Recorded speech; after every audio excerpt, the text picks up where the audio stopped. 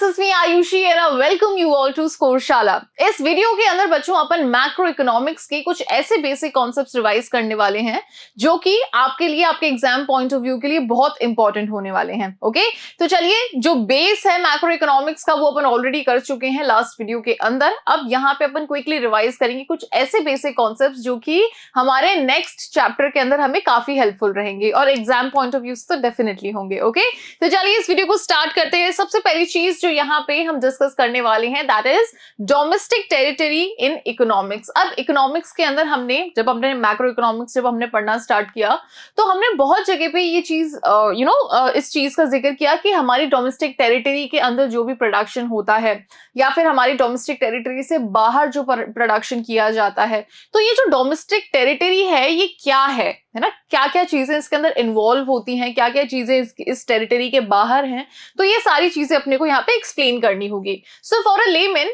The domestic territory is the area with in the political boundaries. अब ये जो domestic territory होता है ये क्या होता है, ये वो एरिया होता है जो कि हमारी पॉलिटिकल बाउंड्रीज को कवर करता है of a country. But for the basic concepts of macroeconomics and national income accounting, it is used in a wider sense. लेकिन जब अपन इसे मैक्रो इकोनॉमिक्स के अंदर यूज करते हैं या फिर इसको नेशनल इनकम के अंदर यूज करते हैं तो इसको थोड़ा सा अपन और वाइडर सेंस में हम इसको यूज करते हैं। बट इसके अलावा अगर सिर्फ डोमेस्टिक टेरिटरी को कंसिडर करना तो ये क्या होता है, जो हमारी पॉलिटिकल बाउंड्रीज होती हैं, जो हमारी कंट्री की बाउंड्रीज होती हैं, उसी को अपन क्या कहते हैं बच्चों, डोमेस्टिक टेरिटरी कहते हैं। Okay, in addition to the political boundaries, अब इस पॉलिटिकल बाउंड्रीज के अंदर क्या क्या चीजें इन्वॉल्व होती हैं, the domestic territory also includes, ठीक है, क्या क्या चीजें इन्वॉल्व होती हैं इसको जरा अपन देखते हैं। The specified area of international water and air that is the seas and the oceans and sky. तो इस टेरिटरी के अंदर सपोज ये हमारी पॉलिटिकल बाउंड्रीज है, अब इसके अंदर जो भी वाटर और जो भी एयर यानी कि जितने भी सीज हैं, ओशियंस हैं और जो भी स्काई यहाँ पे आता है वो हमारी टेरिटरी को काउंट करता है। Ships and aircrafts of domestic or foreign country in domestic territory, और जो शिप्स और एयरक्राफ्ट्स होते हैं जो कि इस पॉलिटिकल बाउंड्री के अंदर होते हैं वो भी हमारी डोमेस्टिक टेरिटरी के अंदर ही काउंट किए जाते हैं। Now, embassies, military establishment in the country are located abroad. अब बहुत सी ऐसी embassies होती हैं, बहुत से ऐसे military establishment होते हैं जो कि abroad में located होते हैं। Fishing vessels, floating, तो ये भी हमारी domestic territory का ही part होते हैं, क्योंकि भले ये कहीं दूसरी जगह अलॉट किए हुए हों या फिर दूसरी जगह ये कहीं ना कहीं allocated हों, लेकिन इसका मतलब ये नहीं है कि वो हमारी टेरिटरी का पार्ट नहीं है। Fishing vessels, floating platform operated by residents of a country in international waters. So international waters के अंदर हमारे जो भी यहाँ पे जैसे फिशिंग वेसल्स हैं, फ्लोटिंग प्लेटफॉर्म्स, जो कुछ भी हैं वो भी हमारी ही डोमेस्टिक टेरिटरी के अंदर ही काउंट होते हैं, भले ही वो किसी इंटरनेशनल वाटर बॉडी के अंदर फ्लोट कर रहे हों। Alright, However, the domestic territory does not include the following. अब डोमेस्टिक टेरिटरी के अंदर क्या क्या चीजें इंक्लूड नहीं होती है इस पे जरा फोकस कीजिए। So embassies, military establishment of foreign country in the domestic. अब जैसे हमारी मिलिट्री या फिर हमारी कोई भी ऐसी एम्बेसी जो कि फॉरेन कंट्री में है तो उसे जब हम हमारी कंट्री के अंदर काउंट करते हैं तो सेम उसी तरीके से जब दूसरे कंट्री की एम्बेसीज या फिर मिलिट्री एस्टेब्लिशमेंट जब हमारे कंट्री में होता है तो उसको हम हमारी कंट्री का काउंट नहीं करते, वो उन्हीं की कंट्री का रहता है। ठीक है, international organisation such as UNO, WHO etcetera are located within the geographical boundaries of domestic countries. So जो भी इंटरनेशनल ऑर्गेनाइजेशंस हैं, यूएनओ, डब्ल्यूएचओ, ये हमारी डोमेस्टिक बाउंड्री या फिर डोमेस्टिक टेरिटरी का पार्ट नहीं होते हैं। क्लियर? चलिए, some examples of the domestic territory of India. अब कुछ एग्जांपल्स यहाँ पे गिवन है आपको। Microsoft office in India, the Indian embassy in the USA, क्योंकि इंडियन एम्बेसी और यूएसए में सिचुएटेड है लेकिन फिर भी ये हमारी डोमेस्टिक टेरिटरी का पार्ट मान जाती है। AIR India, between US, Russia and India. So boats of Indian fishermen in the Indian Ocean. So Indian fishermen की कोई बोट जो कि इंडियन ओशन में है तो वो हमारा ही पोर्शन माना जाता है उसको। ठीक है, चलिए अब अपन बात करते हैं नॉर्मल रेजिडेंट की। कौन होते हैं नॉर्मल रेजिडेंट और कौन होते हैं नॉन नॉर्मल रेजिडेंट, इसके बारे में अपन जरा समझते हैं। So normal resident is a person who resides, stays, lives in the domestic territory for a long period of time. तो वो जो डोमेस्टिक टेरिटरी अपन ने यहाँ पे अभी डिस्कस करी, उस टेरिटरी के अंदर जो भी व्यक्ति यहाँ पे रहता है, अपना अर्निंग करता है, ठीक है, अपना पूरा लाइफ जहाँ पे वो स्पेंड करता है उस डोमेस्टिक टेरिटरी के अंदर, उसको वहां का नॉर्मल रेजिडेंट हम मानते हैं। Economics of a country refers to an individual or institution who resides in the country. Economics में कोई भी ऐसा इंडिविजुअल जो कि उस कंट्री के अंदर रहता है वो वहीं का नॉर्मल रेजिडेंट माना जाता है। इट्स इकोनॉमिक इंटरेस्ट, इसका इकोनॉमिक इंटरेस्ट भी होना चाहिए। मतलब कि आज अगर सपोज करो कि कोई यूएसए से कोई बच्चा यहाँ पे पढ़ने के लिए आया है, ठीक है, तो क्या वो इंडिया का नॉर्मल रेजिडेंट हो गया? नहीं, वो पढ़ने के लिए आया है ना, वो यहाँ का रेजिडेंट नहीं माना जाएगा। अगर कोई मेडिकल फैसिलिटी लेने के लिए हमारी कंट्री के अंदर आए तो क्या वो यहाँ का नॉर्मल रेजिडेंट हो जाता है? नहीं, वो तब भी नहीं होता है। लेकिन अगर कोई व्यक्ति यहाँ पे 1 साल या उससे ज्यादा रह रहा है और उसका इकोनॉमिक इंटरेस्ट, यानी कि वो यहाँ पे आगे कोई बिजनेस कर रहा है या कैसे भी पैसे कमा रहा है, तो वो यहाँ का नॉर्मल रेजिडेंट माना जा सकता है। So in its economic interest, economic interest या अर्निंग हो गया, स्पेंडिंग हो गया, एक्यूमुलेशन हो गया, घर वर बना लिया उसने यहाँ पे, तो वो यहाँ का रेजिडेंट हो जाएगा, also lies in that country. Following are not included in the category of normal resident. अब नॉर्मल रेजिडेंट की कैटेगरी में क्या क्या इंक्लूड नहीं होते हैं, इस पे जरा ध्यान दीजिए। So foreign tourist and visitors, जैसे फॉरेनर्स को यहाँ पे घूमने करने के लिए आते तो क्या वो यहाँ के नॉर्मल रेजिडेंट हो जाते हैं? बिल्कुल नहीं, है ना, क्योंकि वो घूमने के पर्पज से आए हैं या फिर कोई मेडिकल पर्पज से आए होते हैं या फिर कोई एकेडमिक पर्पज से आए होते हैं, तो वो यहाँ के नॉर्मल रेजिडेंट नहीं काउंट होते हैं। Foreign staff of embassy, official members of armed forces located in the given country. तो कोई फॉरेन स्टाफ किसी एम्बेसी का या कोई दूसरी कंट्री की कोई मिलिट्री स्टाफ हो गया, तो वो जब किसी पर्टिकुलर कंट्री में आता है, सपोज हमारी कंट्री में है, तो क्या वो यहाँ के रेजिडेंट हो जाएंगे? नहीं, क्योंकि वो किसी अपने कोई मिशन पे आए होंगे, कोई अपने काम से आए होंगे, तो उनका यहाँ पे वो सिर्फ उस काम के लिए आए, उस काम को खत्म करके वो वापस अपने देश चले जाएंगे, तो वो यहाँ के रेजिडेंट काउंट नहीं होते हैं। International organisation such as UN, WHO etcetera, तो ये भी हमारी कंट्री के रेजिडेंट्स में काउंट नहीं होते हैं। Employees of international organisation, international organisations के जो भी एम्प्लॉयज हैं जो कि दूसरे कंट्रीज के हैं, वो हमारी कंट्री के नॉर्मल रेजिडेंट नहीं होते हैं। Crew members of foreign vessels, commercial travels and seasonal workers, border workers who live near the international borders, और बॉर्डर वर्कर्स जो कि इंटरनेशनल बॉर्डर्स के पास में रहते हैं, तो वो भी नॉर्मल रेजिडेंट काउंट नहीं होते हैं।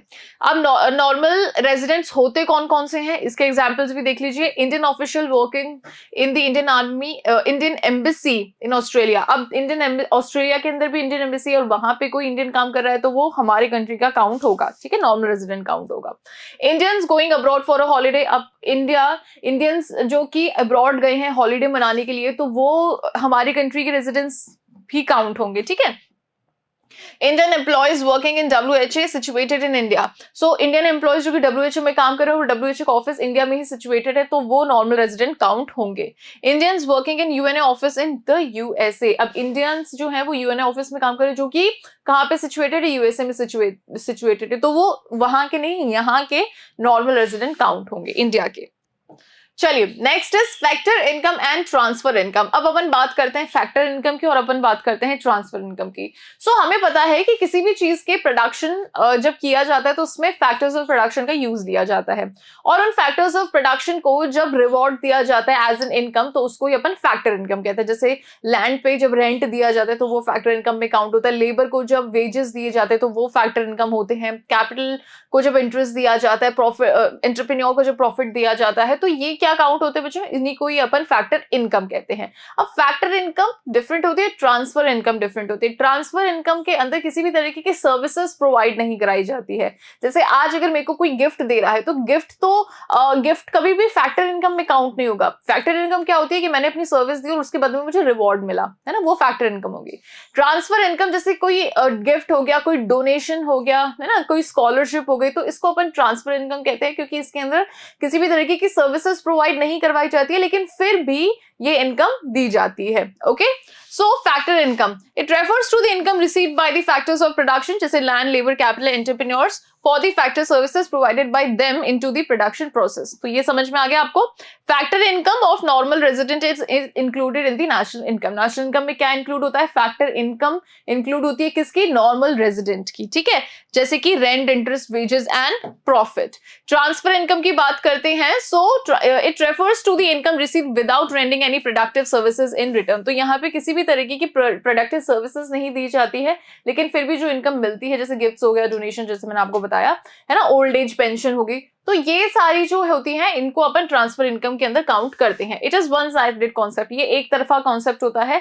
जैसे फैक्टर इनकम में तो क्या हो रहा है, एक सर्विस दे रहा है, दूसरा उसको रिवॉर्ड्स दे रहा है, लेकिन इसके अंदर सिर्फ रिवॉर्ड दे रहे हैं, सर्विसेज की नहीं यहाँ पे ली जाती है। So it is one sided concept. It can be received either from domestic territory और अब्रॉड। अब ये डोमेस्टिक टेरिटरी से भी मिल सकती है और अब्रॉड से भी ये मिल सकती है। It is not included in the national income. अब ये बहुत इंपॉर्टेंट पॉइंट है, इसको ध्यान रखिएगा कि हमेशा फैक्टर इनकम नेशनल इनकम में इंक्लूड होती है, ट्रांसफर इनकम कभी भी नेशनल इनकम का पार्ट नहीं बनती है।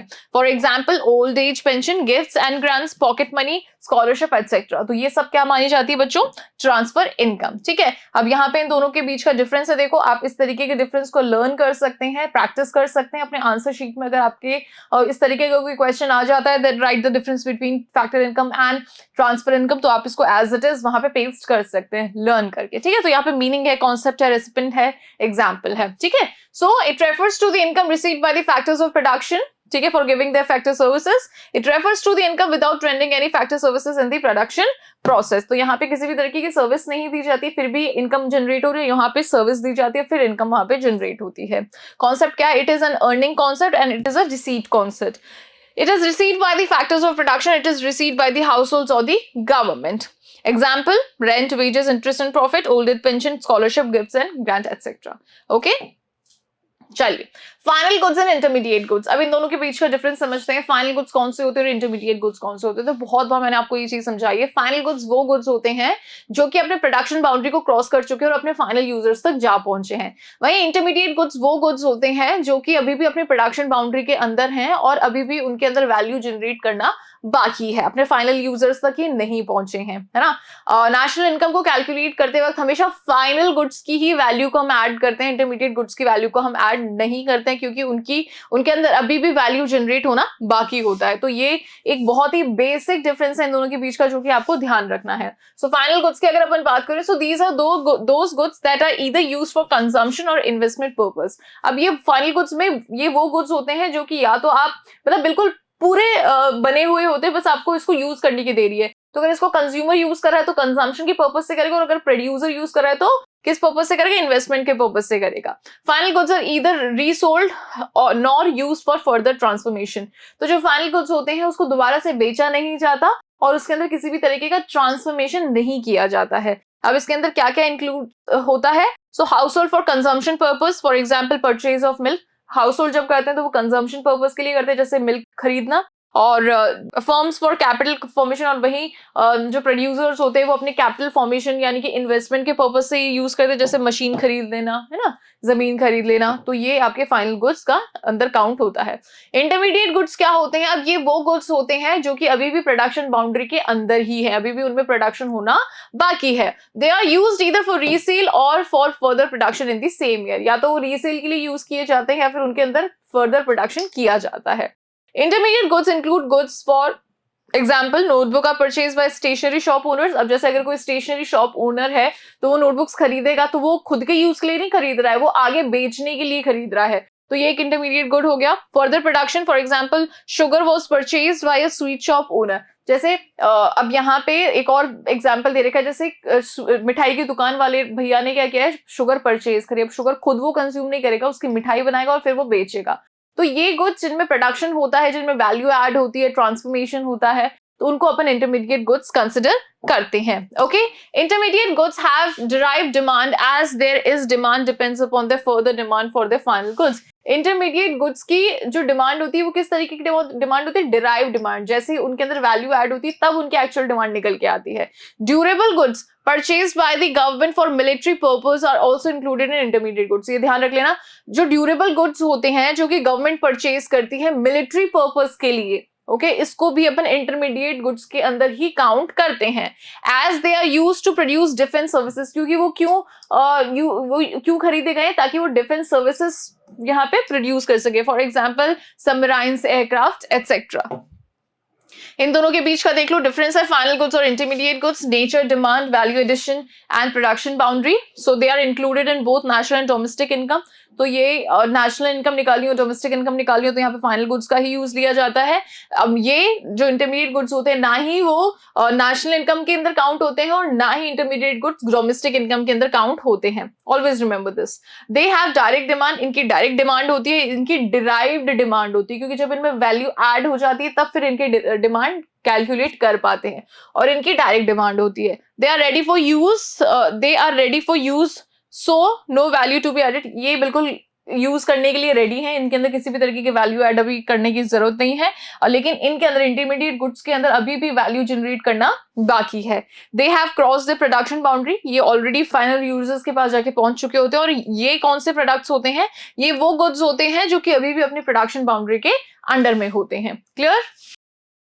चलिए नेक्स्ट अपन बात करने वाले हैं यहाँ पे consumption goods and capital goods के बारे में। सो जो फाइनल गुड्स होते हैं ना, ये दो तरीके के होते हैं, एक होता है आपका कंजम्पशन गुड, दूसरा होता है कैपिटल गुड। जब हाउस होल्ड, ठीक है, जब हाउस होल्ड फाइनल गुड्स का मतलब फाइनल गुड्स को यूज करता है तो वो कंजम्पशन पर्पस के लिए करता है, और प्रोड्यूसर जब फाइनल गुड का यूज करता है तो वो कैपिटल गुड्स के अंदर उसको कंसिडर किया जाता है। ठीक है, so consumption goods refers to those goods which are used by the consumer for consumption purpose. अब कंजम्पशन गुड्स वो गुड्स होते हैं जिनको कंज्यूमर यूज करते हैं अपने कंजम्पशन पर्पस के लिए। They satisfy the needs of consumers directly, ये कंज्यूमर्स की जरूरतों को डायरेक्टली सेटिस्फाई करते हैं, for example notebooks, pen, pencil etcetera. Okay, वहीं जो आपके कंजम्पशन गुड्स जो होते हैं वो और भी आगे डिवाइड किए जा सकते हैं, जैसे ड्यूरेबल हो गया, सेमी ड्यूरेबल हो गया। ड्यूरेबल गुड्स वो गुड्स होते हैं जो कि काफी सालों तक एक मतलब अगेन उसको रिपीटेडली आप उसको यूज कर सकते हो बहुत सालों तक, जैसे डाइनिंग टेबल हो गया, refrigerator etcetera. Semi durable goods ये वो गुड्स होते हैं जो कि एक साल के अंदर अंदर ही आप जिन्हें यूज करते हो, जैसे क्लोथ्स हो गए, शूज हो गए, है ना। इसके अलावा नॉन ड्यूरेबल गुड्स, तो नॉन ड्यूरेबल गुड्स वो गुड्स होते हैं जिनको सिर्फ आप एक ही बार यूज कर सकते हो। So these refers to those goods which are used at a time for consuming it, जैसे मिल्क हो गया, बिस्किट हो गया, ब्रेड हो गया, है ना। फिर सर्विसेज की अगर अपन बात करें, सो सर्विसेज इनटेंजिबल होती है, आप इनको छू नहीं सकते हो, सर्विसेज को अनसीन होती हैं। So these refer to intangible या unseen goods which directly satisfy the consumers demand at the time of using them, for example banking services, teaching services, doctor की सर्विसेज, लॉयर सर्विसेज। ठीक है, तो सभी तरीके की जो सर्विसेज होती है वो इसके अंदर काउंट हो जाती है। तो ये हो गया आपका consumption good. Now we will talk about the capital goods. Capital goods कौन से होते हैं? So these are those final goods which are used by the producing further goods. अब ये वो फाइनल गुड्स होते हैं जो कि प्रोड्यूसर जिन्हें यूज करते हैं ज्यादा से ज्यादा प्रोडक्शन के लिए, for example machines, equipment etcetera. ठीक है, तो ये सारे जो मशीन्स हो गए, इक्विपमेंट्स हो गए, ये सब कैपिटल गुड्स के अंदर काउंट होते हैं जिनको प्रोड्यूसर यूज करता है और ज्यादा प्रोडक्शन करने के लिए। Capital goods are used in the future for further production and have a long life expectancy. अब ये वो गुड्स होते हैं जिनको फ्यूचर में और प्रोडक्शन करने के लिए यूज किया जाता है और इनकी जो लाइफ एक्सपेक्टेंसी होती है वो काफी ज्यादा होती है। दे हैव डिराइव्ड डिमांड, ठीक है, इनकी जो डिमांड डायरेक्ट डिमांड नहीं होती, इनकी डिराइव्ड डिमांड होती है। As a demand depends upon the demand of the consumer final goods, क्योंकि इन गुड्स की डिमांड किस पे डिपेंड करती है कि वो जो प्रोडक्ट बन के निकल के आएगा और फिर उसकी डिमांड कितनी होगी, उस चीज के ऊपर डिपेंड करती है। तो इन गुड्स की जो डिमांड होती है वो डिराइव्ड डिमांड होती है। ठीक है, They do not lose their identity in the production process. ये प्रोडक्शन के दौरान मशीन की कोई आइडेंटिटी लूज नहीं होती है। तो ये वो गुड्स होते हैं जिनकी आइडेंटिटी लूज नहीं होती प्रोडक्शन के दौरान। They need repair and replacement over a certain period of time. कुछ समय के बाद में इनको रिप्लेसमेंट की जरूरत पड़ती है, रिपेयर की जरूरत पड़ती है। ठीक है, मशीन का एग्जाम्पल आप लेके चल सकते हैं। All producer goods are not capital goods but all capital goods are producer goods. इस चीज को जरा बहुत अच्छे से समझिएगा। जितने भी all producer goods are not capital goods, producer जितने भी गुड्स का यूज लेता है वो सारे कैपिटल गुड्स नहीं होते। भाई प्रोड्यूसर कंजम्पशन के लिए भी तो गुड्स का यूज लेता होगा ना, तो क्या वो भी कैपिटल के अंदर काउंट होंगे? नहीं। लेकिन जितने भी कैपिटल गुड्स होते हैं वो प्रोड्यूसर गुड्स होते हैं। जैसे मशीन हो गए, है ना, मशीनरी हो गई, इक्विपमेंट्स हो गए, तो ये प्रोड्यूसर गुड्स होते हैं। लेकिन जितने भी प्रोड्यूसर के गुड्स जो होते हैं वो कैपिटल गुड्स नहीं होते। दोनों अलग अलग चीजें हैं। Producer goods, all producer goods are not capital good. ठीक है, लेकिन जितने भी कैपिटल गुड्स होते हैं दे आर प्रोड्यूसर गुड्स। इसको बहुत ही अच्छे से समझिएगा, ठीक है। As per the concept of macroeconomics, producer goods include all type of goods which are used for the purpose of production. अब मैक्रो इकोनॉमिक्स के अंदर प्रोड्यूसर जो भी गुड्स यूज करता है वो अपने प्रोडक्शन प्रोसेस के लिए ही यूज करता है। Producer goods includes both capital goods and intermediate goods. Producer goods के अंदर कौन कौन सा गुड्स इंक्लूड होते हैं? एक तो कैपिटल गुड्स इंक्लूड होते हैं और दूसरा इंटरमीडिएट गुड्स भी इसके अंदर इंक्लूड होते हैं। इंटरमीडिएट गुड्स और नॉट कैपिटल गुड्स। अब इंटरमीडिएट गुड्स कैपिटल गुड्स नहीं होते हैं, जैसे मशीन है, तो क्या मशीन इंटरमीडिएट गुड है या फिर कैपिटल गुड है? तो वो तो भाई वो फर्दर प्रोडक्शन के लिए यूज होगी, तो एक तरीके से हो सकता है कि आप उसको इंटरमीडिएट गुड के तौर पे देख लें। लेकिन अगर आप इसको सिर्फ कैपिटल गुड के वे में देख रहे हो तो ये डिफरेंट होगी। ओके, सो इसलिए यहाँ पे लिखा है कि intermediate goods are not capital goods as they can not be used repeatedly and they also change their form during the production process। अब यहाँ पे आप इसको बहुत अच्छे से समझिएगा कि जो भी कैपिटल गुड्स होते हैं वो इंटरमीडिएट गुड्स नहीं होते हैं, क्योंकि इनको दे can not B use repeatedly, इसको दोबारा आप यूज नहीं कर सकते हो। And they also change their form during the production process, और ये अपना जो फॉर्म है उसको चेंज भी कर लेते हैं प्रोडक्शन प्रोसेस के दौरान। Whereas all the capital goods are producer goods. दूसरी तरफ क्या है कि जितने भी कैपिटल गुड्स है वो सारे प्रोड्यूसर गुड्स होते हैं, as all the capital goods are only use by the producer, क्योंकि हमें पता है कि जितने भी कैपिटल गुड्स होते हैं वो सब प्रोड्यूसर्स ही यूज करते हैं अपने प्रोडक्शन प्रोसेस के अंदर। दस तो यहाँ पे हम प्रूव कर पा रहे हैं that all capital goods are producer goods but all producer goods are not capital goods. ठीक है, तो ये थोड़ा सा आपको इसके अंदर दिमाग लगाने की जरूरत है, ये all capital goods are not producer. लेकिन हाँ, अगर आपने एक बार इस चीज को समझ ली तो आप इसको हमेशा के लिए ध्यान रख पाओगे। ठीक है, तो अगर नहीं भी समझ में आया तो भी इतना दिमाग लगाने की जरूरत इसमें एज सच तो नहीं है, लेकिन अगर समझ में आ गया तो बहुत ही अच्छा है। अगर ये टॉपिक नहीं भी समझ में आया तो वो कोई एग्जाम में इतना डेप्थ में पूछा नहीं जाता है ना, तो इतना कोई फोकस करने की इसके ऊपर जरूरत नहीं है। Difference between consumption good and capital good, अब इन दोनों के बीच का डिफरेंस हो गया। ये ह्यूमन वांट्स को डायरेक्टली सेटिस्फाई करते हैं और ये इनडायरेक्टली सेटिस्फाई करते हैं। They are not involve with the further production process. जो कंजम्पशन गुड्स होते हैं उनके अंदर फर्दर प्रोडक्शन नहीं होता है, इनके अंदर फर्दर प्रोडक्शन होता है। Most of them have a short life span except durable goods. Durable goods के अलावा जितने भी इसके अंदर गुड्स होते हैं उनका लाइफ स्पैन थोड़ा सा छोटा होता है, इनकी डायरेक्ट डिमांड होती है। अब इनका जो लाइफ स्पैन होता है वो लॉन्ग होता है, और इनकी कैसी डिमांड होती है? डिराइव डिमांड इसकी होती है, किसकी? कैपिटल गुड की। So this is the thing which we need to remember in the both these goods. Okay, now we'll talk about the investment. Investment क्या होता है? इन्वेस्टमेंट को हम कैपिटल फॉर्मेशन के नाम से भी जानते हैं।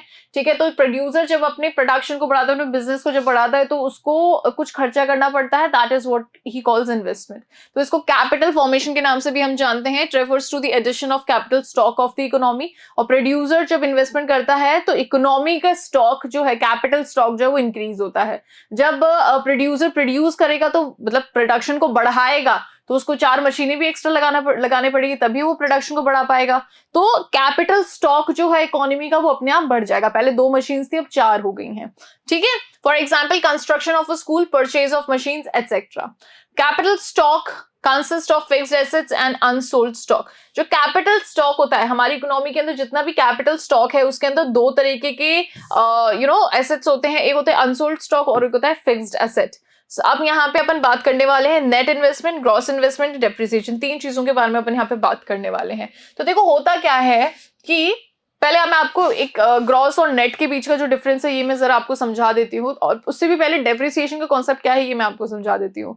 तो देखो कोई भी चीज अपन जब परचेज करते हैं और उस चीज को अपन 2-4 साल बाद में देखते हैं तो उसकी वैल्यू में गिरावट आ जाती है ना। आज मैंने अगर कोई फोन परचेज किया है 5,000 का, 3 साल बाद में उसे बेचने जाऊंगी तो 5,000 में कोई मुझसे नहीं खरीदेगा, हद से हद मार के 2,500 में मुझसे कोई खरीद लेगा, 3,000 में मुझसे कोई खरीद लेगा। क्यों? क्योंकि जो भी ये साल बीते इसमें उस पर्टिकुलर मोबाइल की जो वैल्यू है बहुत बार गिरी है। तो जो लॉस ऑफ वैल्यू होता है इसी को अपन डेप्रिसिएशन कहते हैं। ठीक है, तो ग्रॉस का मतलब होता है टोटल इन्वेस्टमेंट, और जब इसमें से जब आप डेप्रिसिएशन को माइनस कर देते हो तो आपके पास में नेट इन्वेस्टमेंट निकल के आ जाता है।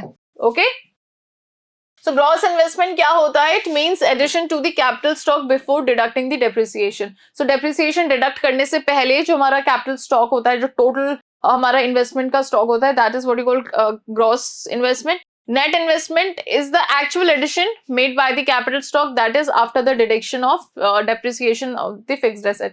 और depreciation मतलब सारे टूट फूट रिपेयरिंग वो सब निकालने के बाद में जब नया एसेट अपन इसमें ऐड करते हैं तो उसको अपन नेट इन्वेस्टमेंट के पार्ट में काउंट करते हैं, ठीक है। ओके, अब अपन समझते हैं डेप्रिसिएशन का कॉन्सेप्ट, जैसा मैंने आपको समझा दिया है। So it refers to the fall in the value of fixed asset. जब भी फिक्स्ड एसेट की वैल्यू में गिरावट होती है तो उसको अपन डेप्रिसिएशन कहते हैं। अब ये क्यों होती है? Due to normal wear and tear, obsolescence मतलब आउटडेटेड होना, और passage of time. Depreciation is known by other names. अब डेप्रिसिएशन के बहुत अलग अलग तरीके के नाम भी होते हैं, ये भी मैंने यहाँ पे इसलिए आपको बता दी क्योंकि एग्जाम के अंदर काफी बार आपको डेप्रिसिएशन डायरेक्टली ना देकर के इन नामों के थ्रू आपको पूछ लिया जाता है, जैसे current replacement funds, replacement cost or fixed capital, consumption of fixed capital, capital consumption allowance. ये सारे नाम किसके हैं? आपके डेप्रिसिएशन के हैं। ओके,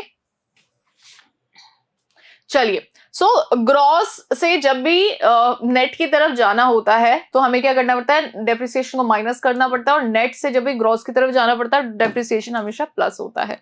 ओके, NIT क्या होता है? नेट इनडायरेक्ट टैक्स क्या होता है? So it refers to the difference between indirect tax and subsidies. So indirect tax और सब्सिडीज के बीच में जो डिफरेंस होता है इसको अपन NIT कहते हैं। So NIT is equals to indirect tax minus subsidies. अब क्या होता है इनडायरेक्ट टैक्स और क्या होते हैं सब्सिडीज, इसके बारे में अपन बात करते हैं। इनडायरेक्ट टैक्स क्या होते हैं? सो ये वो टैक्स होते हैं जो कि जिनका बर्डन मतलब जो कि लगते किसी पे हैं और बर्डन किसी और पे पड़ता है, जैसे GST है। So indirect taxes are those taxes that are imposed by the government. ये गवर्नमेंट के थ्रू इम्पोज किए गए हैं on production or sales of goods and services, for example GST, import duty etc. Subsidies क्या होती है? अब सब्सिडीज एक तरीके गवर्नमेंट की तरफ से असिस्टेंस होती है, हेल्प होती है, जिससे कि ज्यादा से ज्यादा इकोनॉमी के अंदर प्रोडक्शन हो। So subsidies refer to the financial assistance given by the government on the production. ठीक है, प्रोडक्शन पे सब्सिडी दी जाती है जिसके अंदर काफी सारे गुड्स की प्राइसेस को कम कर दिया जाता है, जिससे कि जो प्रोड्यूसर है वो ज्यादा से ज्यादा प्रोड्यूस कर पाए of certain goods and services, for example LPG cylinder. Okay, now in macroeconomics the concept of NIT gives rise to factor cost and market price. अब macroeconomics में जो ये concept है net indirect tax, अब ये जो होता है ये किसको अराइज करता है? यहाँ पे मार्केट प्राइस और फैक्टर प्राइस को यहाँ पे अराइज करता है। किस तरीके से, ये जरा अपन समझ लेते हैं। So factor cost refers to the amount paid to the factor of production and providing factor services. Factor cost क्या है? अभी अपन ने देखा ही था। ठीक है, जो भी फैक्टर ऑफ प्रोडक्शन होते हैं जब वो सर्विसेज देते तो उनको क्या दिया जाता है? उनको रिवॉर्ड्स दिए जाते हैं। That is what you call factor cost, the amount paid to the factors of production for providing their services. अब यहाँ पे अपन बात करते हैं एक तो फैक्टर प्राइस की और एक अपन बात करते हैं यहाँ पे मार्केट प्राइस की। ठीक है ना, तो जब प्रोडक्शन हो रहा होता है तब क्या उसके अंदर टैक्स इन्वॉल्व होते हैं? नहीं होते हैं। इनफैक्ट प्रोडक्शन के दौरान सब्सिडीज मिलती हैं। ठीक है, लेकिन जब वही प्रोडक्ट मार्केट के अंदर आ जाता है तब क्या इसके अंदर टैक्स इन्वॉल्व हो जाते हैं? तो हाँ, तब उसके अंदर टैक्स इन्वॉल्व हो जाते हैं और सब्सिडी को माइनस कर दिया जाता है। ठीक है, तो हमेशा ध्यान रखना फैक्टर प्राइस से जब मार्केट प्राइस की तरफ जाते हैं तो टैक्सेस ऐड होते हैं और सब्सिडीज माइनस होती है, और मार्केट से जब फैक्टर की तरफ जाते हैं तो सब्सिडीज जो होती है वो ऐड होती है और टैक्सेस जो होते हैं वो माइनस होते हैं। ठीक है, यही चीज यहाँ पे बताया। फैक्टर कॉस्ट से जब मार्केट की तरफ जाना होता है तो NIT को हम प्लस कर देते हैं, और मार्केट से जब फैक्टर कॉस्ट की तरफ जाते हैं तो NIT को हम माइनस कर देते हैं। ठीक है, NIT क्या होता है? नेट इनडायरेक्ट टैक्सेस के अंदर क्या होता है? Indirect taxes minus subsidies. Okay, तो इस बात का आपको ध्यान रखना है। Market price refers to the price of product that is sold in the market. Market price वही प्राइस होती है जिस प्राइस पे मार्केट के अंदर प्रोडक्ट बेचे जाते हैं। Market price is equals two factor cost, market price is equals two factor cost plus indirect tax minus subsidies. So market के अंदर मैंने आपको बताया फैक्टर कॉस्ट के अंदर इनडायरेक्ट टैक्सेस जो होते हैं वो प्लस हो जाते हैं और सब्सिडीज माइनस हो जाती है, और market price is equals two factor cost plus indirect taxes. या तो आप इसको इस तरीके से कह दो या फिर आप इसको इस तरीके से कह दो।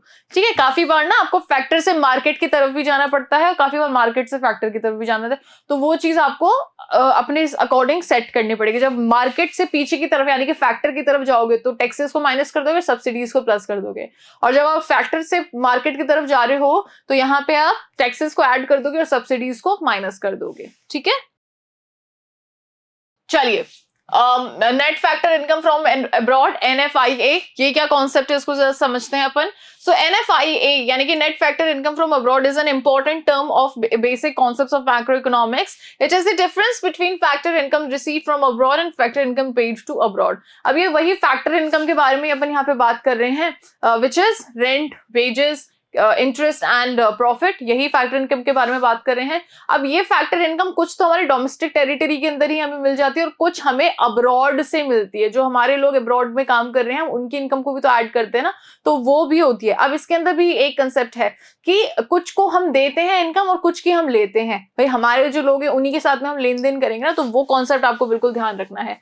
तो NFIA के अंदर क्या होता है, net factor income from abroad, हमें अब्रॉड से जो भी इनकम रिसीव होती है minus factor income to abroad, और हम अब्रॉड वालों को जो इनकम देते हैं इन दोनों का माइनस कर देंगे तो हमारे पास में क्या निकल के आ जाएगा, NFIA हमारे पास में निकल के आ जाएगा। ठीक है, नेट फैक्टर इनकम, हमें कुल मिलाकर के हमारे कंट्री की फैक्टर इनकम चाहिए, उसी के थ्रू हम नेशनल इनकम निकाल पाते हैं ना। तो उसमें से जो भी हमारे देश के अंदर बाहर के लोग हैं उनकी तो हम कर देते हैं हम पे माइनस, और जिनको हम देते हैं मतलब बाहर के लोगों को तो हम इनकम दे रहे हैं ना, उसको अपन कर देते हैं minus factor income to abroad.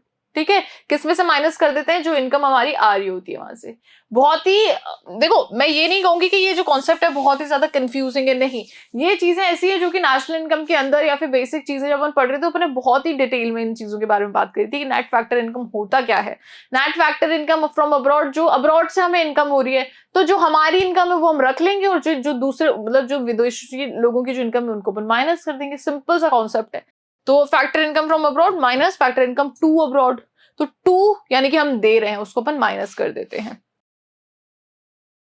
The components of NFIA are net compensation of employees, net income from property and entrepreneurship, net retained earnings, ये इसके components होते हैं। फैक्टर कॉस्ट, मार्केट, ये NIT यही वाला वापस से आ गया है। ठीक है, यहाँ पे आपका जो some basic concepts of macroeconomics है ये होता है पूरी तरीके से खत्म। ठीक है, जितने भी इंपॉर्टेंट कॉन्सेप्ट्स थे इस चैप्टर के वो सारे मैंने आप लोगों को एक बार क्विकली रिवाइज करवा दिए हैं। इसके अलावा भी अगर आपको ऐसा लगता है कि भाई ये वाला कॉन्सेप्ट अच्छे से समझ में नहीं आया या फिर कुछ रह गया तो वो चीजें अपन आगे कर लेंगे, और अगर कुछ समझ में नहीं आया तो वो आप कमेंट सेक्शन में मुझसे पूछ लीजिएगा।